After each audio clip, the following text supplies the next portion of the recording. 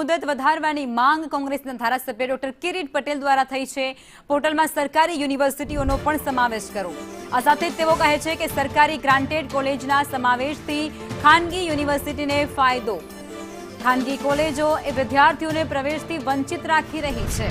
જીકાસ પોર્ટલથી પ્રવેશ પ્રક્રિયા થકી વિદ્યાર્થીઓનો પ્રકાશ પણ ક્યાંક જોવા મળતો હોય તેવો પણ આક્ષેપ કિરીટ પટેલ દ્વારા કરવામાં આવ્યો છે।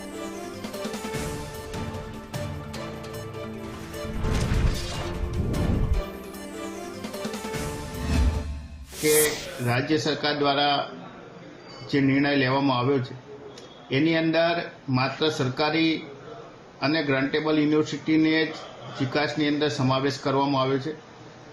એના લીધે બને છે એવું કે જે ખાનગી યુનિવર્સિટીઓ છે એ પહેલાં પ્રવેશ આપી દે છે અને પછી જીકાસ પોર્ટલ શરૂ થાય છે। એટલે રાજ્ય સરકાર મને લાગે છે કે માત્ર ખાનગી યુનિવર્સિટીને પ્રોત્સાહન આપવા માટે આ બધું ચલાવી રહી છે।